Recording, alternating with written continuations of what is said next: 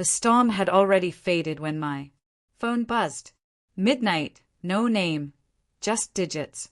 A voice I knew, though years had passed. My sister's.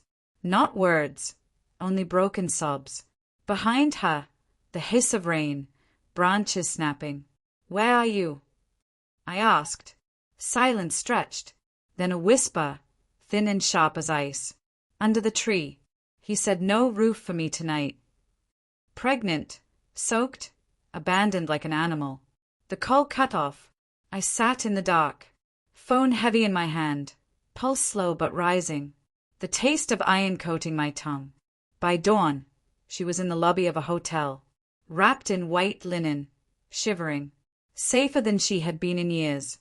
She clutched my hand like a rope, but I wasn't thinking of comfort. I was already sharpening edges, already charting moves, because men like him never stop. They escalate until someone stops them. The next morning, I walked into his office.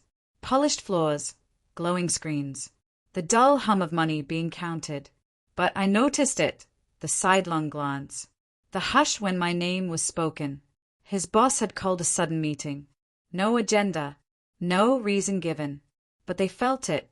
When I entered, he looked drained. My brother-in-law, model provider, family man in a suit, the same man who left my sister to weather a storm under a tree. I didn't yell. I didn't curse. I simply crossed the space, took his collar, and held him steady. No violence, just the reminder. That power ends the moment it's tested.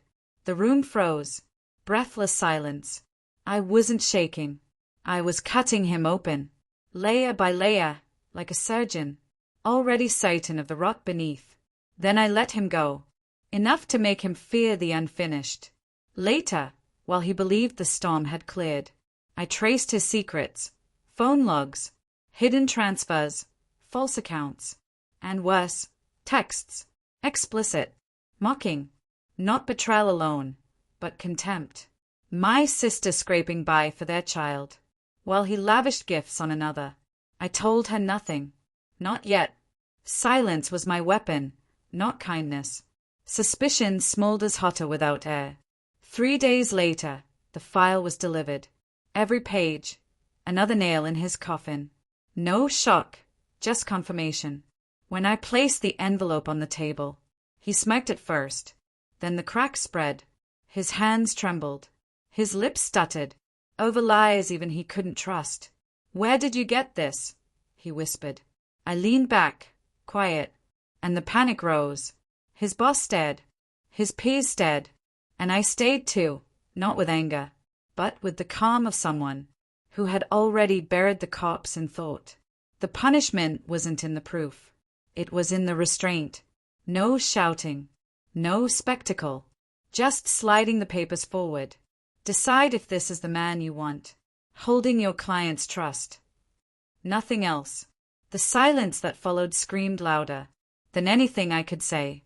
The flicker in his eyes, pride collapsing to fear, was revenge enough. He knew his empire was caving in, and I hadn't even raised a hand. That night, I sat beside my sister. She was warm, wrapped, fragile, but finally safe. She asked what I had done. I answered softly, detached. Only enough. No explanations, no promises, just the weight of truth. I feel no pity for him.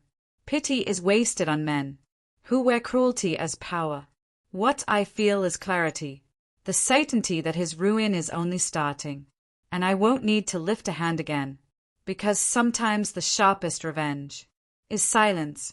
Thanks for watching. Don't forget to like, share, and comment.